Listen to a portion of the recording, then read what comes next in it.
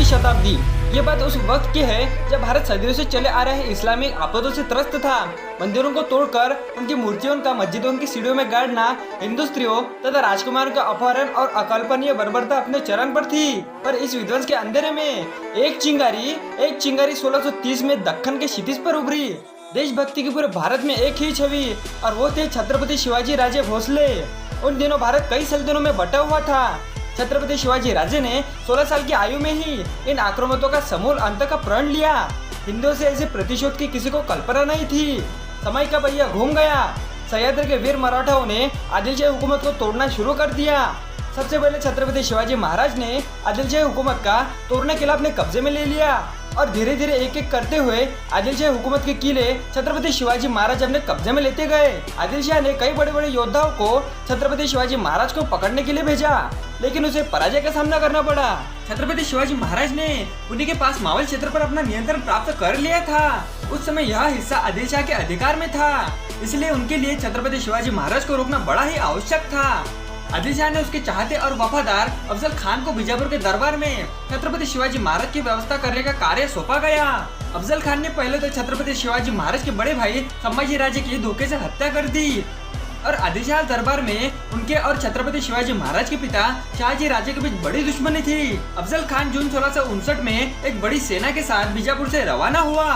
रास्ते में वह मंदिरों को और मूर्तियों को तोड़ रहा था। छत्रपति शिवाजी महाराज अफजल खान आ रहा है, यह खबर सुनकर अपने निवास को राजगढ़ से प्रतापगढ़ में स्थलांतरित कर दिया, जो घने जंगलों का और एक दूरस्थ भाग है। अफजल खान ने तुळजापुर के भवानी मंदिर को ध्वस्त कर दिया और पंढरपुर के विठल मंदिर पर अपना ध्यान केंद्रित किया। प्रतापगढ़ की छत्रपति शिवाजी महाराज और अफजल खान की लड़ाई में अफजल खान की सेना में कई प्रमुख सरदार शामिल थे।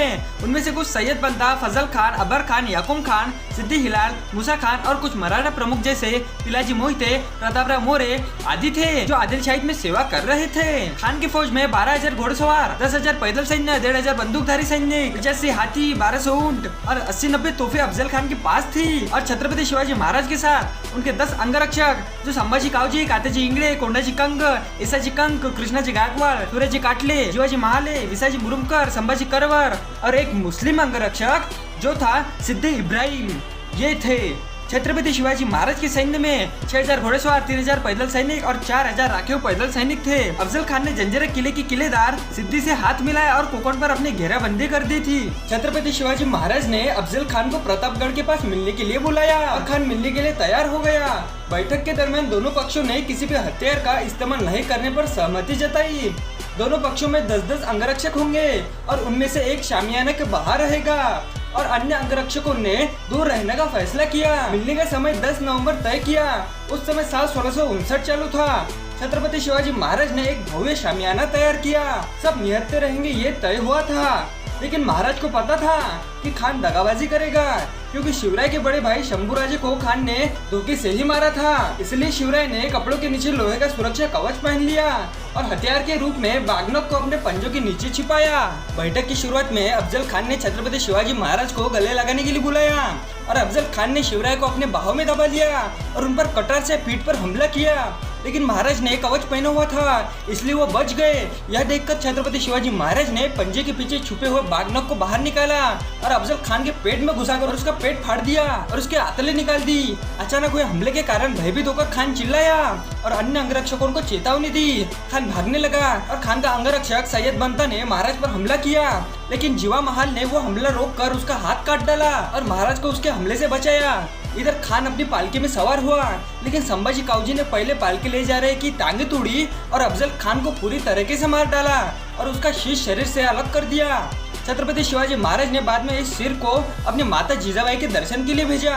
छत्रपति शिवाजी महाराज अपने किले में पहुंचे और अपने सैनिकों को खान के सैन्य पर हमला करने का आदेश दिया। मराठा सैनिकों की टुकड़ी प्रतापगढ़ के जंगल में पहले से ही बैठी थी। जैसे ही महाराज ने संकेत दिया, वैसे ही उन्होंने चंद मिनटों में ही खान के सैन्य पर हमला कर दिया। कान्होजी जेदे ने एक टुकड़ी के साथ खान के बंदूकधारियों पर हमला किया। अचानक हुए हमले से अफजल खान की सेना में उथल पुथल मच गई। नेताजी पालकर के नेतृत्व में घुड़सवार सेना ने खान के शिविरों पर अचानक हमला कर दिया और उसे वही तहस नहस कर दिया। यह आदिल शाही सेना की बहुत बड़ी हार थी। अफजल खान की हत्या पूरे आदिल शाह के लिए एक महान घटना थी, क्योंकि अफजल खान को एक शैतान समान माना जाता था। प्रतापगढ़ के इस युद्ध में अफजल खान के लगभग 5000 सैनिक मारे गए, 5000 सैनिक घायल हुए और 3000 सैनिकों को युद्ध बंदी बना लिया गया। और खान के 2000 घोड़े, हाथी, ऊंट, तोपे, हथियार ये सभी मराठों ने अपने कब्जे में कर लिए। हालांकि मराठों को अपनी सैन्य शक्ति के मामले में थोड़ा नुकसान हुआ। इस युद्ध में 1734 मराठी मारे गए और 420 मराठी जख्मी हुए। छत्रपति शिवाजी महाराज ने खान की बंदिष्ट सेना को उचित सम्मान दिया, घायलों का सही प्रकार से इलाज किया, उनकी देखभाल की गई। किसी भी बंदी महिला या पुरुषों को दंडित नहीं किया गया। कई सैनिकों को वापस बीजापुर भेज दिया गया। प्रतापगढ़ की लड़ाई महाराष्ट्र के इतिहास की सबसे महत्वपूर्ण लड़ाइयों में से एक थी। इसे महाराष्ट्र के इतिहास की सबसे रोमांचक घटना माना जाता है। छत्रपति शिवाजी महाराज ने अफजल खान को मारकर और उनकी सेना को भूस्खलन से हराकर अफजल खान के रूप में स्वराज के संकट को टाल दिया। तो दोस्तों, आप सभी को छत्रपति शिवाजी महाराज और अफजल खान की प्रतापगढ़ की लड़ाई का वीडियो कैसा लगा, ये कमेंट बॉक्स में जरूर लिखिएगा। और ऐसे ही हमारे भारत का गौरवशाली इतिहास जानने के लिए हमारे चैनल तेजस ऑन फैक्ट को सब्सक्राइब कर देना। मिलते हैं अगली वीडियो में।